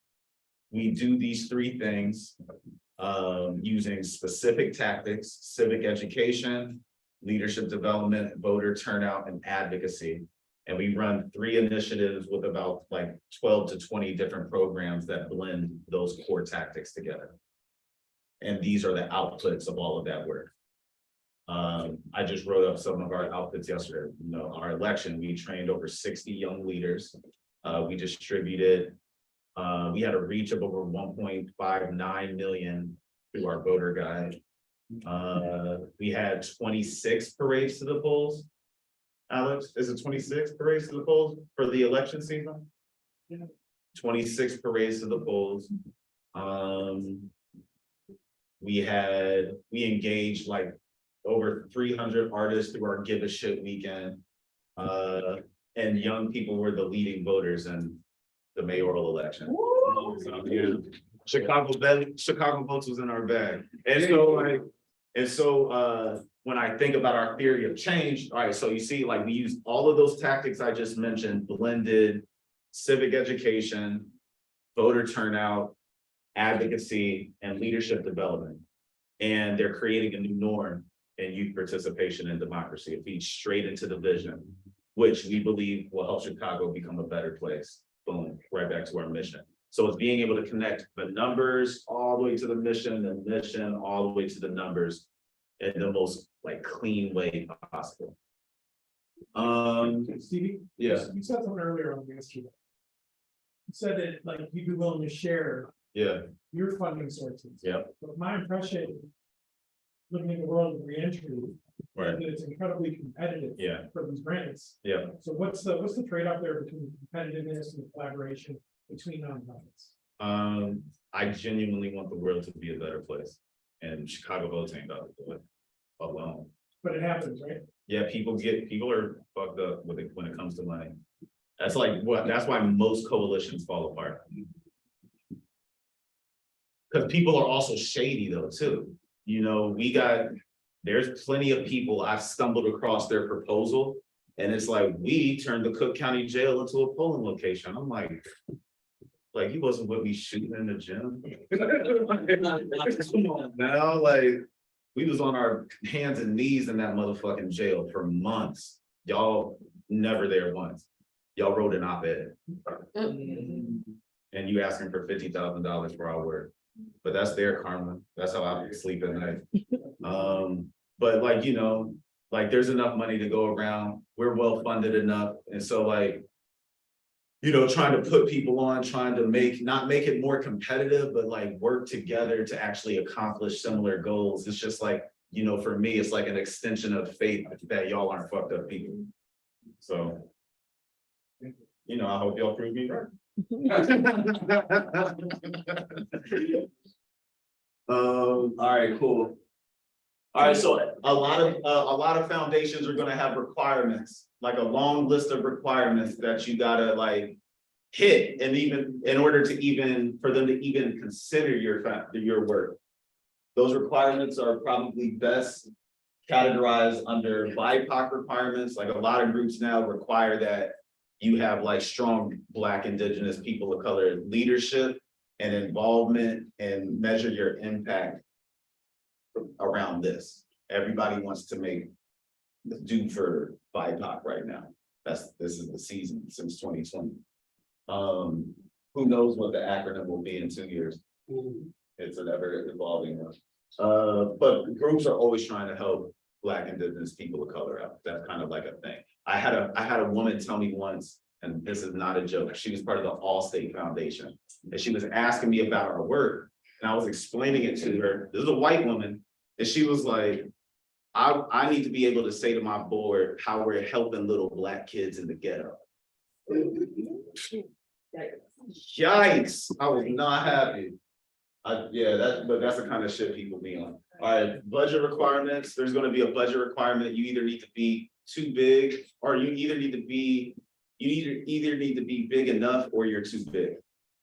That's the basic like breakdown. And so like some groups only fund groups who have budgets under like $200,000, which I think Crossroads is one of those. I think it has to be under 200,000. Some groups you have to have $1 million. Like we're asking for, and the reason for that is like the foundations won't give a start of $1 million typically. You need to like string together like some sort of revenue before you can get like $1 million check. Chicago Votes still has never gotten a $1 million funder, which we should. We just don't. We're big enough. We just don't have $1 million funder. Hopefully this year that'll change. And our budget is, our combined C3, C4 budget is $3.2 million. So like operating, like you're meaning just budget. You're Yeah. saying the budget is. Your annual operating throughout the year. So how much is going to cost for you to get an office? How much do you want to get paid? How many people do you want to hire? How much do you want to pay them? What benefits do you want to have? And then your program overhead. What are you going to need to run your program? Now, the first thing you need to run your program is staff. And then there's a bunch of other things.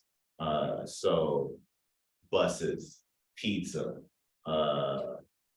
you know, printing, copying, and publications. And you usually will put all of these things in very specific line items, which I think we had them listed out.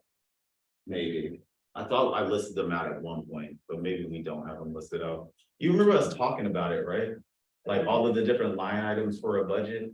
Oh, yeah, but I don't think he did that. Did we? That's the next. Okay.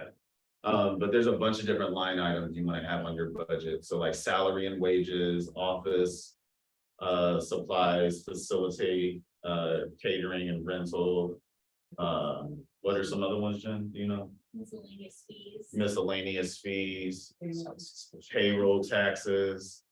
Miscellaneous fees, that's, I put tons of money into miscellaneous fees, because you never know what you're gonna have to pay for randomly. Or if you, like, you wanna have the option to pay for something, and you don't wanna be stuck in a position like, damn, I didn't write this specific thing in the budget, but now I have this opportunity and I can't do it. Like, you don't wanna be like overly bureaucratic. And so what I'll do is like, I'll like throw in the development budget, I'll throw like $800 a month in the miscellaneous fees. So I know we're not gonna use it every month, but in July, I wanna take Kia to France. I could be like, we didn't spend none of our miscellaneous money. She could roll with me. And that's like a great opportunity for her that we just didn't budget for. So high miscellaneous fees in all of your budgets. It's helpful. And then like, you really get hit with some shit, like you mess up something with compliance, or you're late with turning in your taxes, now you gotta pay $500. Or you gotta refile your nonprofit, so like that stuff is also like a safety net. We can definitely put budgets in maybe one of the other workshops. Yeah, we can do budgets in another workshop, but, and like, if hit me or Kia up, but we can send you examples of line items, all right. And then you need documentation, like your tax exempt letters. Every year, at the end of the year, you're gonna get 990s. Now, these are super important. Does everybody here know what a 990 is? A 990 proves that you are in compliance with the state, that your finances have been looked over by a professional auditor, and you're not doing shady shit with your money. You're tax compliant. Yeah, that you're tax compliant. No private foundation is going to give you money without your 990. So even like, that means typically you have to be in operation for like a year. And so when you're budgeting, make sure you budget for an accountant or an operations person. Because in order for you to get money, you gotta have 990s. And you need to have your tax exempt letter, or you need to be fiscally sponsored by a group with a tax exempt letter and their 990s that you can turn in. Which is why people like to get fiscally sponsored, by the way.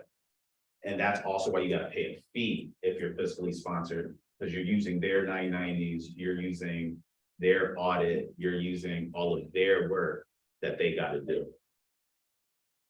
I know, like, from Florida, like, Jen had suggested that they were Orwell, Yeah, Orwell is our auditor. it was like $200 or something. Something like that. How much is our Orwell? Is it like 200 a month?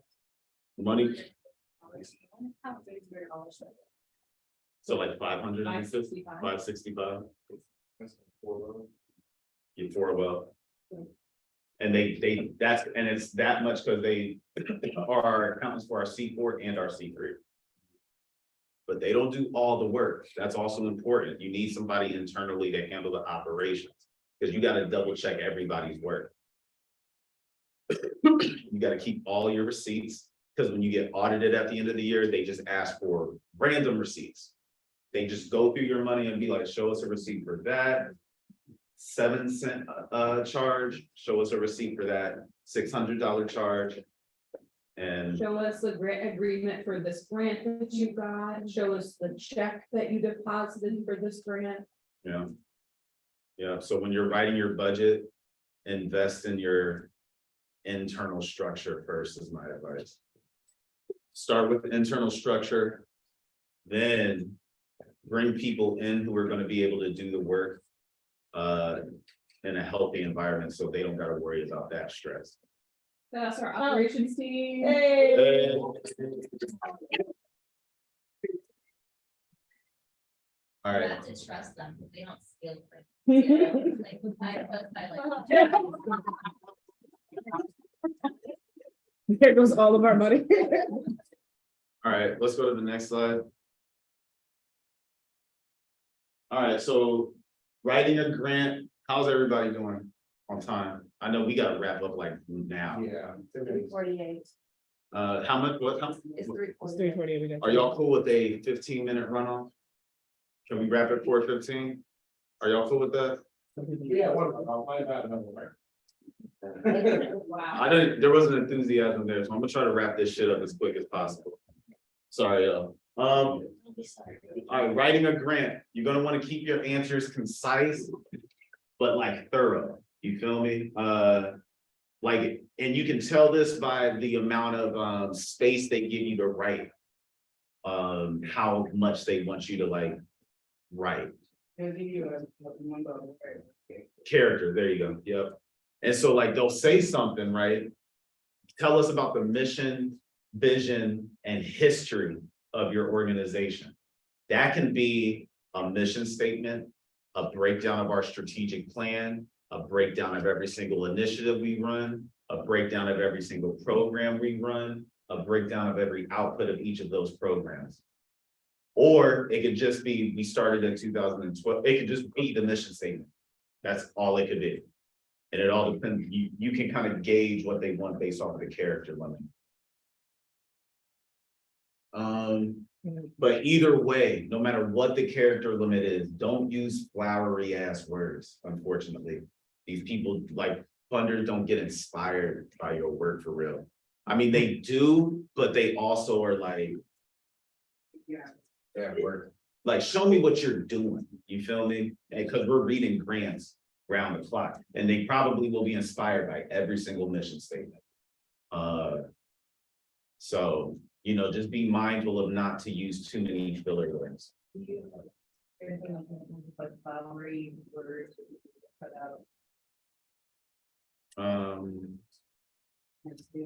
All right, so like, don't say something like, let's see, let me think of Chicago Votes cares so much about Black people. So much so that Chicago Votes works inside the Cook County Jail. As if this wasn't hard enough. The Cook County Jail is 80% Black. This is not good. This is terrible. We have to do better as a society. And that's why Chicago Votes is running programs inside the Cook County Jail. We did not tell you what we do in the Cook County Jail. But we should say is Chicago Votes runs a program inside the Cook County Jail that does monthly voter registration drives that has registered this many people to date. Chicago Votes also wrote, advocated for, and passed a law that turned the Cook County Jail into a polling location. The Cook County Jail is the highest voting precinct in the city of Chicago as a result. And then you can say, we still coordinate elections and voter registration drives in the jail to this day. And then boom, that's it. Now, if the question's like, how is your work making an impact on BIPOC communities? Then it's like, the Cook County Jail was 80% Black, Chicago Votes, and then the same thing I just said. And this helps increase the civic and political power of Black communities, both inside and outside the jail. Always try to point back to your mission. So always like have a list of words that you always are going to try to rope into your answers. So for us, I try to always say something about a new north of youth participation, leadership development, advocacy, voter turnout, civic engagement, and like try not to repeat the same shit over and over again. Like you could say civic engagement and be talking about like a bunch of different things. And then later on, you can be like voter turnout and still talk about the thing you said with civic engagement. But just always make sure you're pointing back to like whatever you're saying that you're doing at the very first like paragraph of your proposal. Mhm. Answer each question fully. So read the question. Don't think you know what it's asking you. Read, like, usually questions will ask you for like 3 different things. That's kind of like what I've noticed. It'd be like, tell us about your work. What communities are directly impacted by your work? How are you making an impact on those communities? So answer it just like that. This is what we do. This is a little bit about our work. These are the communities impacted by our work. This is how we're making impact in those communities. All right. All right, so the last slide, is this the last slide? Build the activity, but. All right, so we won't be able to do this activity today. But I think that this would be a good thing for y'all to take home and work on. And I'll talk a little bit about it. So this is basically, these are like a list of questions that like grants will typically ask for that always like kind of come back up. So this foundation's mission is making change in Chicago. I feel like everybody here can talk about how their work is gonna make a change in Chicago, right? All right, so bring that in mind when you start writing this grant. Everything I talk about in this grant has to point to making a change in Chicago. That's gonna make you the most compelling. The mission and history of your organization. So you got your mission already. Everybody has their mission. Just say either like the year that your organization started or the year and like maybe 1 or 2 to 3 words about why your organization started. That's all you really need for history. Thank you. Sometimes the founder of your organization is really inspiring. So you want to say like this organization was founded by somebody who's formerly incarcerated. That's like if you're doing work to impact people who are incarcerated or formerly incarcerated, it's good to mention that the founder of your organization had that experience. So you're also going to want to know your audience. So this is another question folks typically ask. What are the communities regularly served? How do you reach them? The role your organization plays in your community. Any professional networks your organization is involved in with how your programs are accessible and available to the general public, whether there are members of the target audience involved in program planning. So just knowing this stuff for your own reference is good. You know, take some time and just have these notes written down somewhere because they're going to ask some version of that question throughout the grant writing process. And you don't want to, like, it can be intimidating when they ask. Because sometimes they string like 2 or 3 of these together and you got to answer it in a paragraph. How does your organization define its success and assess its impact? That's one that we recently wrote. That is that mission, theory of change, numerical outputs, mission, like be able to talk about like how you measure success in that way. So again, like ours is everything we do has to point back up to like one or all of these 3 core pillars of our vision: creating a new norm in youth participation, turning out young voters, and reforming institutions. So like our Give a Shit program had a Give a Shit weekend that included a fashion show, an art installation, and an open mic.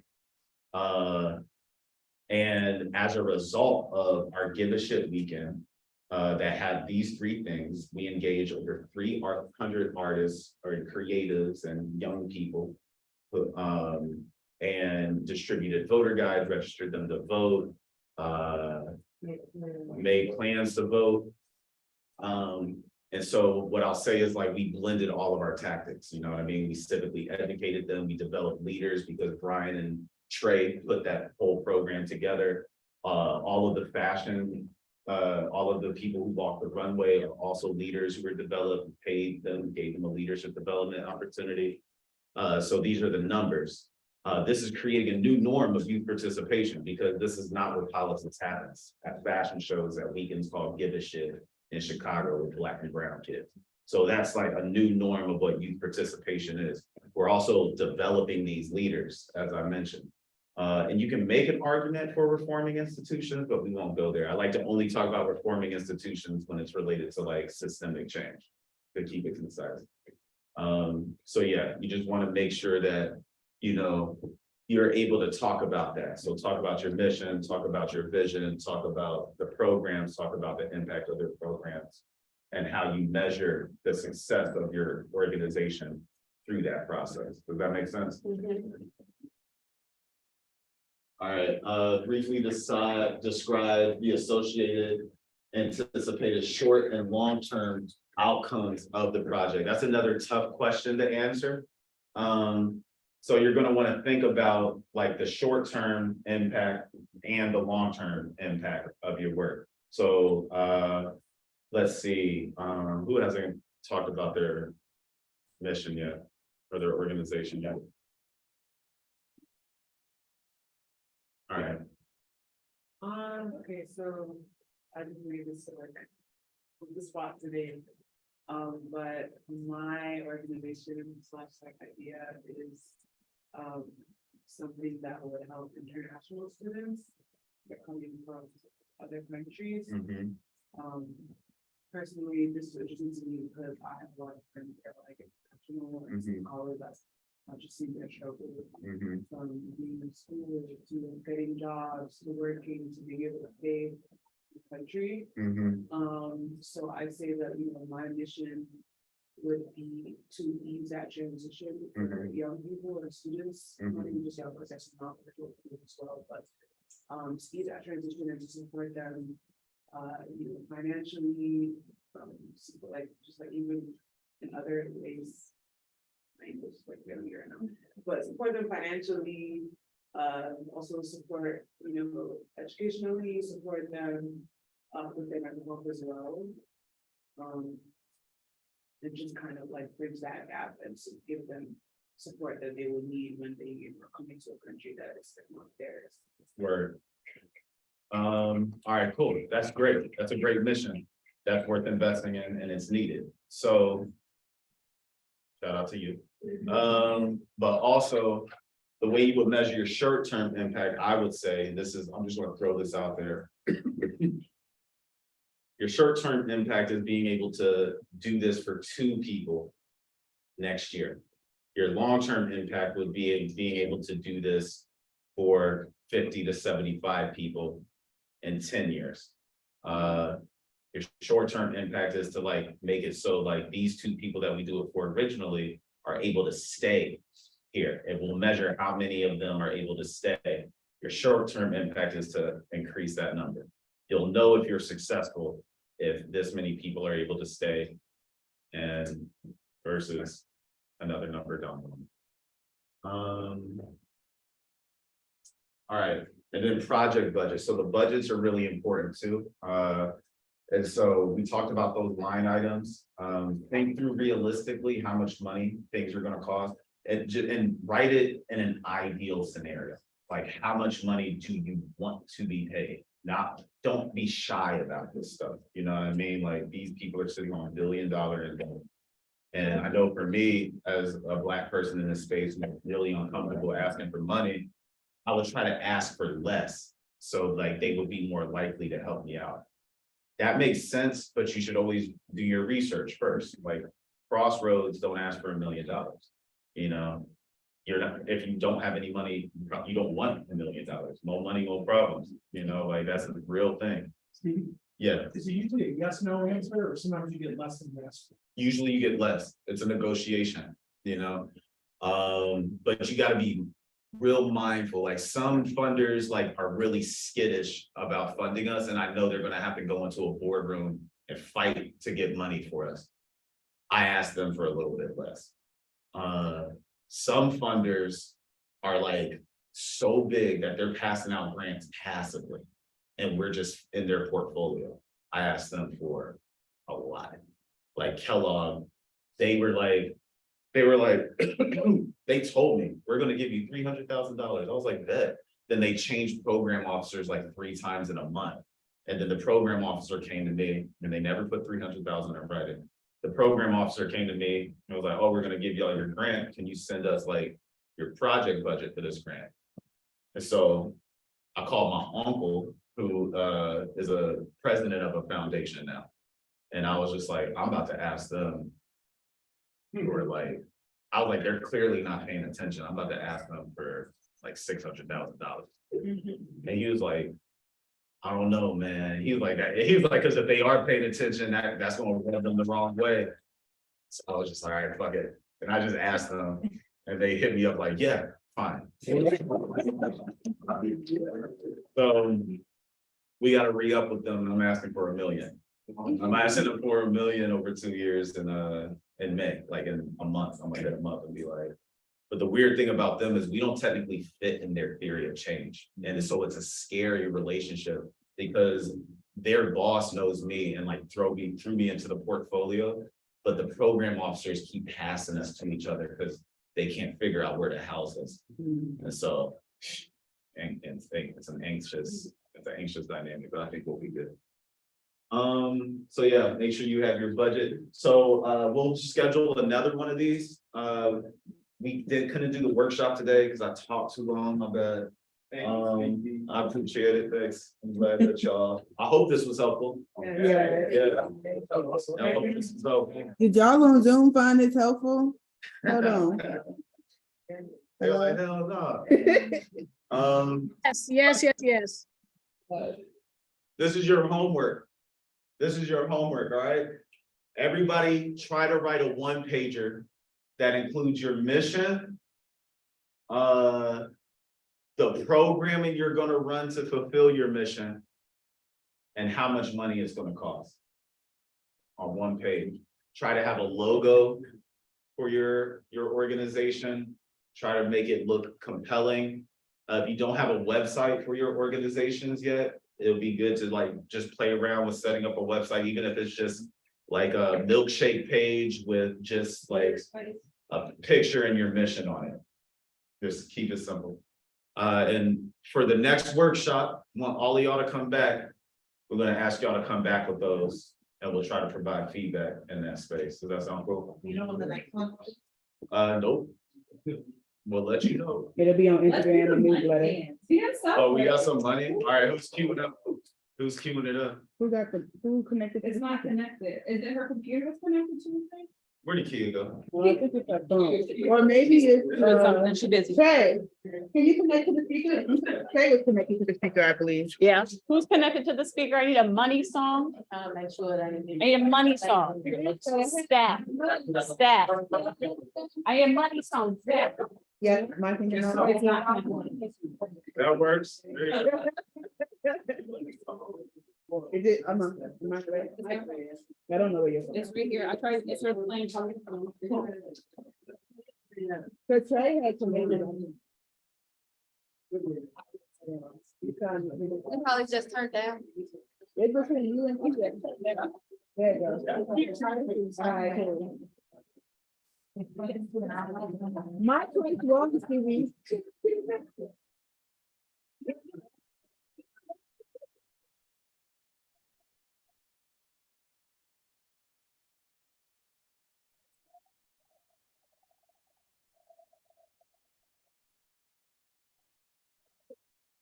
Oh, yeah.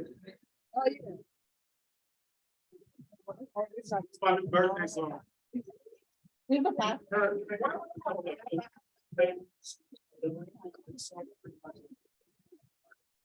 Appreciate it. Thank you.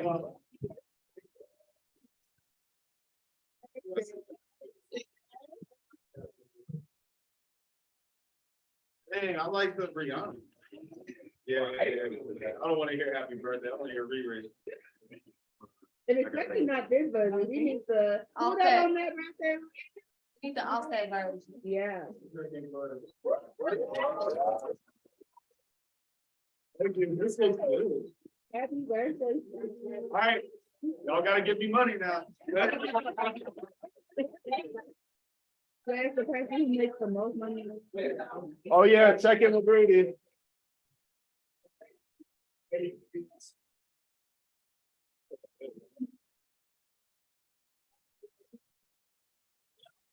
Y'all are staying. Auntie Millie.